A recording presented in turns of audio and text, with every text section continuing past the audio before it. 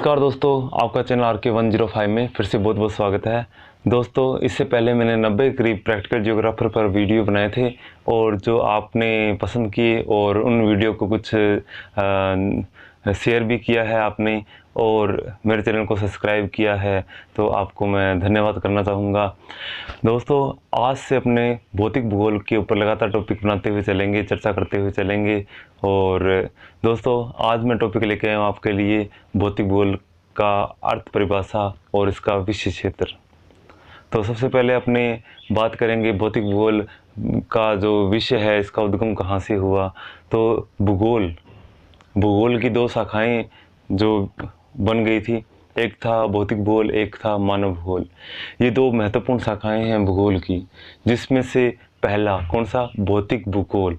भौतिक भूगोल जो है वो हमारे स्थल भागों का और जो जल भागों का, वायुमंडलीय भागों का अध्ययन करता है, साथ ही जीवमंडल का भी अध्ययन करता है। एक परिभाषा दी है आर्थर होम्स ने। इन्होंने कहा है, आर्थर होम्स ने एक परिभाषा दी है, इन्होंने कहा है कि भौतिक भूगोल भौतिक पर्यावरण का अध्ययन है। भौतिक भूगोल जो है, फिजिकल ज्योग्राफी जो है, हमारे फिजिकल एनवायरनमेंट का ही जो है वो अध्ययन है। यानी कि भौतिक भूगोल भौतिक पर्यावरण का अध्ययन है, जिसमें हम उच्चावचों का, हमारी पृथ्वी के उच्चावचों का, जलीय क्षेत्रों का यानी कि महासागरों का, सागरों का, और उसी के साथ में हम वायुमंडल यानी कि हमारे जलवायु का अध्ययन करते हैं। ये आर्थर होम्स ने कहा था।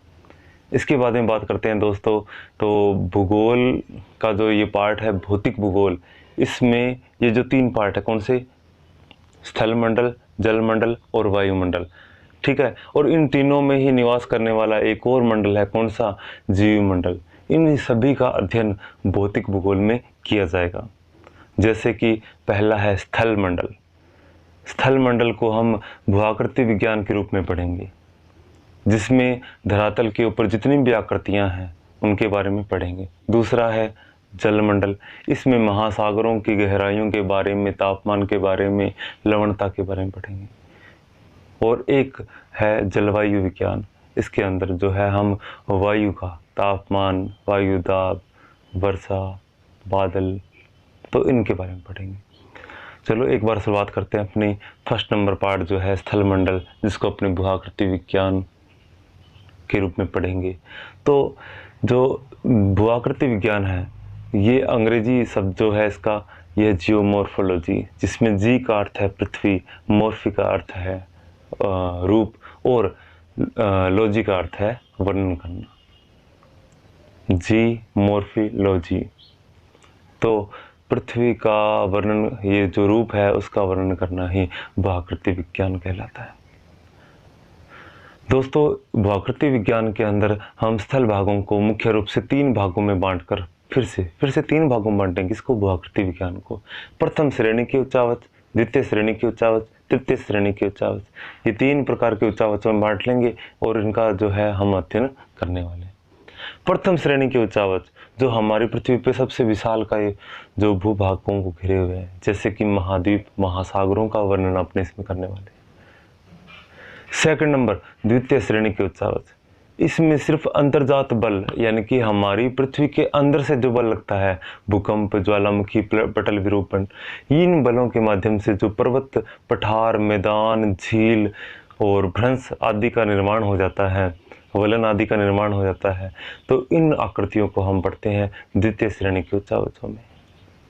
फिर आता है अपना तृतीय श्रेणी के उच्चावच। ये उच्चावच बाह्य शक्तियाँ यानी कि अंतर्जात थी, अब बहिर्जात शक्तियाँ, बहिर्जात यानी हमारे वायुमंडल के अंदर, जैसे कि पवनों का चलना, नदी का बहना, इसी प्रकार हिमनद का फिसलना, खिसकना। तो इन सभी जो कारक हैं, प्रक्रम हैं, ये जो प्रक्रम है यानी कि धरातल पर काम करते हैं, प्रक्रम जो है, ये प्रक्रम जो है स्थलाकृतियों का निर्माण करते हैं। उन स्थलाकृतियों को अपने तृतीय श्रेणी के उच्चावचों में शामिल करते हैं। तो दोस्तों, तृतीय श्रेणी के उच्चावचों के अंदर नाम लें तो जैसे नदी के अंदर, नदी ने जो है V आकार की घाटी बनाती है। इसके बाद में मान लो तटबंध वगैरह है। अगर हमने वायु की बात करी है तो वो विशेषकर किन क्षेत्रों में, मरुस्थलीय क्षेत्रों के अंदर, जो वहाँ बरखान है, ज्यूजेन है और यारडांग है और इसके अलावा छत्रक शिला है। तो इस प्रकार की स्थलाकृतियों का निर्माण करती है। इसके बाद में दोस्तों अगर अपने हिमनद की बात करें तो बहता हुआ हिमनद यू आकार की घाटी का निर्माण करता है, सर्ग का निर्माण करता है, टार्न झील का निर्माण करता है। तो इस प्रकार से खांच वगैरह का निर्माण करता है। इस प्रकार से हिमनद भी यानी कि स्थल आकृतियों का निर्माण धरातल के ऊपर तृतीय श्रेणी की उच्चावतों में शामिल हो जाता है, जहाँ छोटी छोटी स्थल आकृतियाँ महासागरों जो लहरें वगैरह है, भृगु वगैरह है, वो उनका निर्माण भी हो जाता है। तो ये तृतीय श्रेणी की उच्चावतों में शामिल है। तो दोस्तों ये अपने सेकंड नंबर मानते हैं। तो पहला कौन सा आ गया? भूआकृति विज्ञान। दूसरा समुद्र विज्ञान मानते हैं। पहले स्थल मंडल का अध्ययन करेंगे, फिर जलमंडल का। जलमंडल का अध्ययन अपने किस में करेंगे? जलवायु ये समुद्र विज्ञान में करेंगे। स्थल मंडल का अध्ययन तो भूआकृति विज्ञान में करेंगे, जलमंडल का अध्ययन हम समुद्र विज्ञान में करेंगे। तो समुद्र विज्ञान के अंदर देखें तो हम पहले ये पढ़ेंगे हमारे कितने भूभाग पर कौन कौन से महासागर हैं। कुल जलीय क्षेत्र हमारे धरातल का कितना है? 70.8% करीब है। इसके अलावा हम महासागरीय जल का तापमान पढ़ेंगे, लवणता पढ़ेंगे, उसमें निक्षेप वगैरह पढ़ेंगे। अगर हम उस पर लहरों की बात करें तो लहरें पढ़ेंगे, महासागरीय धाराएं पढ़ेंगे, ज्वार भाटा पढ़ेंगे। तो इस प्रकार से हम समुद्र विज्ञान का अध्ययन करेंगे। इसके बाद में तीसरा हमारा ये वायुमंडल, क्लाइमेट, जलवायु विज्ञान के अंदर पढ़ेंगे। वायुमंडल को हम जलवायु विज्ञान के अंदर पढ़ेंगे। देखो वायुमंडल दो तरह से काम करता है जीवों के लिए, ऑक्सीजन वगैरह, कार्बन डाइऑक्साइड, यानी इसमें गैसेस भी है। लेकिन ये धरातल के ऊपर, हमारी पृथ्वी के ऊपर क्लाइमेट यानी कि अपना मौसम वगैरह बदलने का काम भी करता है। देखो मौसम और क्लाइमेट दो शब्द हैं। मौसम एक छोटा क्षेत्र है जिसके अंदर छोटे समय के लिए यानी लघु समय के लिए, किसी क्षेत्र पर लघु समय के लिए अगर मौसम की दशाएं जैसे कि तापमान, वायु दाब, वर्षा, पवन, इनका अगर अपने अध्ययन करें तो वो मौसम कहलाता है। अगर वही समय बहुत ही लंबा हो जाता है, लंबे समय तक एक जैसे ही वातावरण बना रहता है, तो उसे अपने क्या कहेंगे? क्लाइमेट कह देंगे। जैसे अगर लंबे समय तक कहीं बर्फ़ ही बर्फ़ गिर रही है तो वहाँ लंबे समय के अकॉर्डिंग देखें तो क्या होगा? लंबे समय के देखें तो वहाँ पर उसे जलवायु का नाम क्या देंगे? अपने शीत जलवायु है। लेकिन फिलहाल अपने मौसम की बात करेंगे तो कहेंगे स्नोफॉल हो रहा है, नहीं हो रहा है, हो रहा है।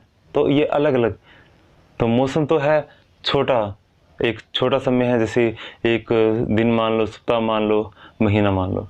लेकिन क्लाइमेट जैसे कि इंडिया का क्लाइमेट जो है वो अलग है, और अपने यूरोप का क्लाइमेट अलग है। इंडिया का शीतोष्ण कटिबंध है तो यूरोप का शीत कटिबंध है, रूस का शीत कटिबंध है। तो जैसे कि इंडोनेशिया का उष्ण कटिबंध है। तो उष्ण कटिबंध इसलिए इंडोनेशिया का कि उन्होंने कभी सर्दी देखी ही नहीं, उन्हें पता ही नहीं कि सर्दी का एहसास कैसा है, तो वो उष्ण कटिबंध में आता है। हम शीतोष्ण में क्यों आते हैं? क्योंकि हमने सर्दी का भी एहसास होता है और गर्मी का भी एहसास हम कर पाते हैं। रूस शीत कटिबंध में क्यों आता है? क्योंकि उन्होंने कभी उष्ण जो क्लाइमेट है उसको नहीं देखा। तो जलवायु विज्ञान के अंदर हम विशेष जो वायुमंडल में हमारी पृथ्वी के चारों ओर जो गैसेज वगैरह है उसके बारे में अध्ययन करेंगे, और हमारे उस वायुमंडल का धरातलीय क्षेत्रों पर क्या इफेक्ट पड़ता है उसका भी अध्ययन करेंगे। इसके बाद में इन तीनों का यानी कि स्थल मंडल, जलमंडल और वायुमंडल के साथ में एक और मंडल आता है, वो है हमारा जीवमंडल। यानी कि हमारी पृथ्वी के ऊपर लगभग ऊंचाई की तरफ देखें तो लगभग 25 से 30 किलोमीटर की ऊंचाई तक जो जीव पाए जाते हैं। महासागरों में अनंत गहराई तक जीव पाए जाते हैं। धरातल पर यानी स्थल भाग के ऊपर जहाँ तक वृक्षों की जड़ें पहुँचती है वहाँ तक भी जीव पाए जाते हैं। तो यानी कि इन तीनों ही मंडलों के अंदर एक एक चौथा मंडल भी है, यानी कि जीव जो है वो सभी जगह व्याप्त हैं, तो उन्हें जीव मंडल कहा जाता है। और आजकल वर्तमान में इसे भी भौतिक भूगोल के अध्ययन क्षेत्र में शामिल किया गया है, क्योंकि काफ़ी ये भी प्रभावित करता है हमारे इस धरातलीय क्षेत्रों को, और धरातलीय क्षेत्र जो है इसे प्रभावित, जीवमंडल को प्रभावित करते हैं। तो दोस्तों आज के लिए बस इतना ही। नेक्स्ट वीडियो लेके आऊँगा आपके लिए पृथ्वी की उत्पत्ति का सिद्धांत, जिसमें अपने सभी सिद्धांतों के परिकल्पनाओं के बारे में, विचारों के बारे में पढ़ेंगे। तो आज का वीडियो आपको कैसा लगा? अगर पसंद आया तो लाइक कीजिएगा और चैनल को सब्सक्राइब कीजिएगा। धन्यवाद दोस्तों, मिलते हैं नेक्स्ट वीडियो में।